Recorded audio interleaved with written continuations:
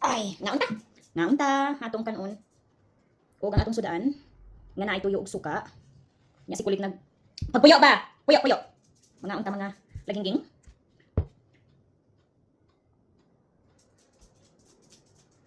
Mga unta. Magginamot. Limpyo si manang gamot ka, limpyo. Magginamot lang ta. Init, init pa.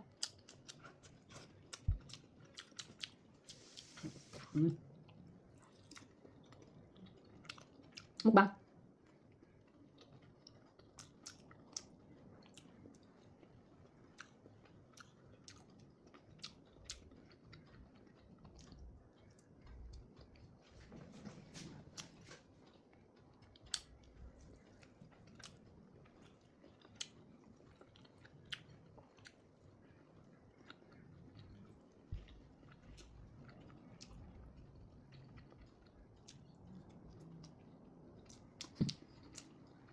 Malanga. Diri sa Facebook nalisdan jud ko. Nalisdan ko kung sa ilahang mga requirements para maka earn ka. Mas lagi mga violation, mga Tawid up na dalian ko dito. Kaya kung mag-post man ko dito, pag monetize ka na no. Tapos kung copyright ka dito, pwede din mo dagna ila sa imo nya, pwede mo dito. Dili makuha nimo ang kuan. Account. Delete na ako. Dili sa blow up daghang kuan. Mag punishment.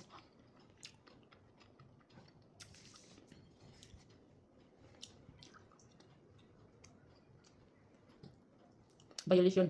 Siguro kung wala na ako na pilot, siguro ko kakuan. Income. Pero kung mayroon, siguro. Ang langaw nga nakabaho nga nagluto ko kaya ako magyabihan ng screen.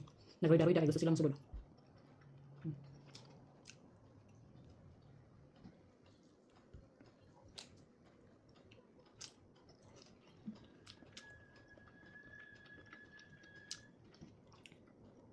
Pasalamat ko sa read up sa mga nagsubaybay sa akin doon. Mostly sa mga taga-subaybay na ako kay kuan. From other countries. May mga Pilipino din naman. Pero kadaghanan karamihan ano, ibang lahi. Dahil hindi kulit. Nag-boom yung read up ko dahil sa kanya. Naiwan ko dati. Ngayon siya yung rason bakit ako sumahod doon. Hindi naman kalakihan pero nakapagbayad din ng renta. Imagine yung renta dito. Every year na kasi every year kasi renew. Every year ka mag-renew, every year ka napataasan nila yung renta ng bahay mo. Tapos magbabayad ka pa ng bond. Meron, every kuan, magbabayad ka ng bond. Yung bag na binayad namin, kulang-kulang 2,000 siguro to, nung una. Tapos every year magbayad ka. But last year, pila ang magkano yung binayad ni siya. Mahal tayo ang cost of living nila eh. Kaya, yung isang araw na absent mo, pag wala kang pay doon, malaking kawalan. Maswerte na yung tatrabaho ka, wala ka ng bahay, bayad na yung bahay mo lahat. So yung mga ibang bills na lang, tsaka mga ibang expenses yung babayaran, malaki na yung nakaltas. Kasi ngayon, pag magbabayad ka ng bahay, sobrang laki. Sobrang laki. Kaya, hindi isa lang magtrabaho. Isa lang magtrabaho. Kabawa. Sa mga bayarin. Yung insurance pa, mahal. Kasi di pwede ka mag-private insurance. Kagaya ko. Gamit yung private insurance namin sa akin.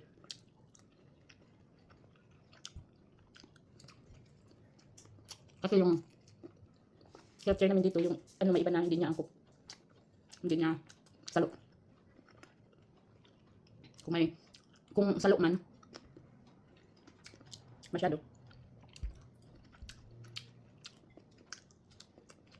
May sasakyan pa kayo. Hindi naman pwede kasi nasabihin na pa kayo ng sasakyan. Kailangan talaga magkasasakyan dito. Lalo na pag meron kang mag-asawa nagtatrabaho.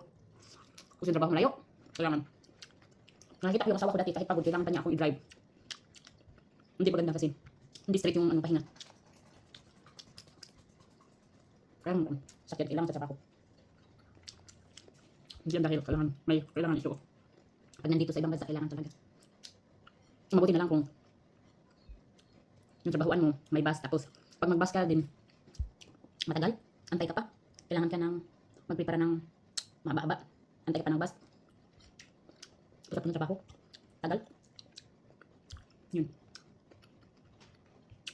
Ngayon na, nakapag-drive na ako. Pagod yung asawa ko. Pag may kailangan bilhin, hindi na ako mag-depende sa kanya na punta kami ng grocery. Ako na. Ako sa trabaho, ako na magpunta ng trabaho. Ano ko na. Kaya ko na. Dati akala ko hindi ko kaya eh. Napaka-dependent ko na babae. Ano yung asawa ko na, ano na hindi pwede. Dito hindi yan pwede. Dapat marunong ka. Paano kung nasa trabaho ako, walang makatulong sa'yo. Dati natakot ako makipag-usap sa mga tao dito kasi hindi ko sila maintindihan eh. Ang slang nila eh. Yung, ano nila? Native language nila. Iba talaga. Ang pronounce iba talaga sa atin. Hello, hello. Hello, hello, hello, hello. Good afternoon sila kay Arvo. Ang petrol station nila diri kay Servo. Saba.